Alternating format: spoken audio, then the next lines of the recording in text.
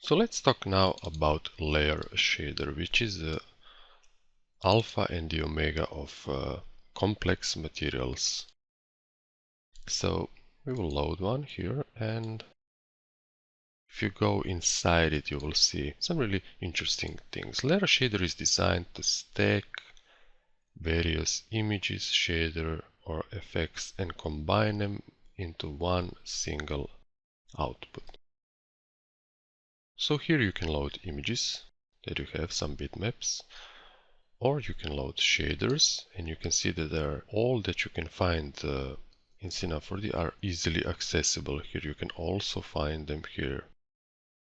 Here under effects you have some controls to help you achieve the effect that you need. For example, you have some brightness and contrast settings. You have a colorize feature here, or a clamp color, a clip color, or even a distort shader to distort your complete texture.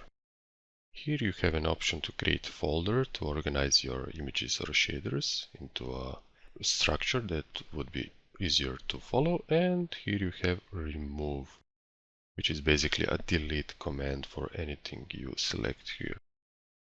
So I'll just briefly run through this layer shader, and we will talk about lighting then. We will, in later lessons, I will show you how to utilize all that shaders and effects we talked about to create something really complex and some really nice materials.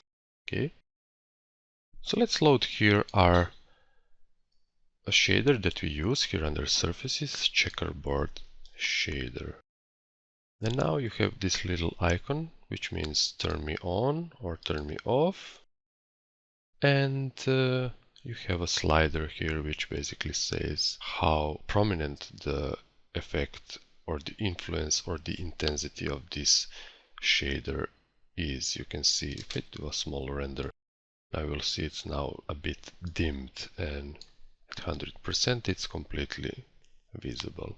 I'll just enter inside and for example enter here 5 and 5 just to increase the number of the checkerboards. And just to scare you even a bit more, here under normal, which is actually blend mode, in this pull down menu you will see so many blend modes it will make your head spin. So if I add another shader now, so for example let's add maybe a noise shader, and in the normal mode it completely overrides checkerboard shader.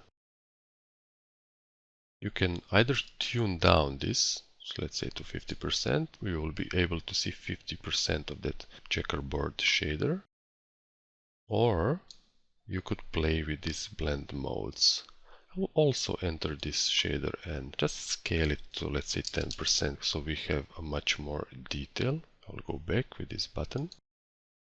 So now let's take a look at some of these blend modes, and the first guy is multiply, which means it will multiply the values of both textures, which is not really technically correct, but it will give you a good idea. And you can actually now scroll down through these blend modes with up and down arrow, really experiment to see, try to get a feeling what every blend mode does, because explaining this would be really too technical, and it's much easier for you to play with and get the result you need. Let me just explain this last one, which is really useful. It's called layer mask, and I will put it here under checkerboard shader. So we want to use this checkerboard shader as a layer mask. Okay, so the order is important. So basically what I did now, I said I want to have a noise, so these shaders work from the bottom one is the bottom one in the material also. So currently I'm saying to Cinema 4D, I want this noise shader, which is in normal mode, and it's 100% visible. I want to use this checkerboard as a layer mask for another shader. So you have to have three guys. So one that you want to mask with another one. So let's load, for example, a color, and you will really see what I mean. Let's load some color here, something like maybe this violet one. Okay, I'll go back.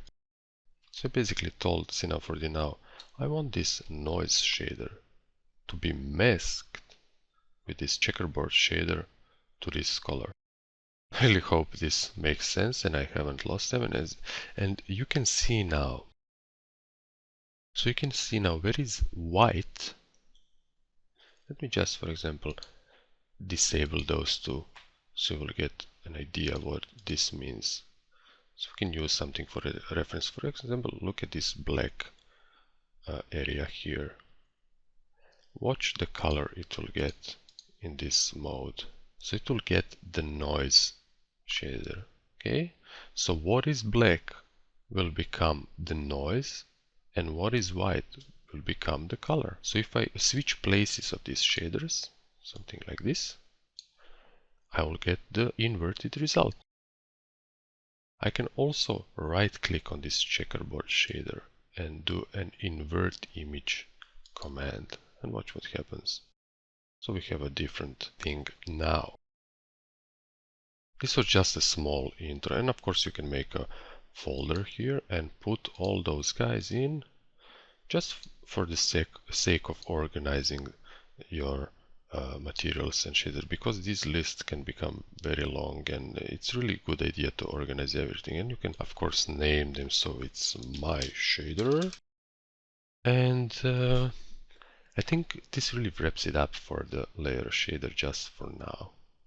The best thing to do now is to talk about lighting and how to light up your scene, where to start, what is good lighting, because users really don't know where to put their lights, what intensities of the lights, what colors of the lights, and so on and so forth. And we will cover lighting in our next lesson, and then we will delve into material building.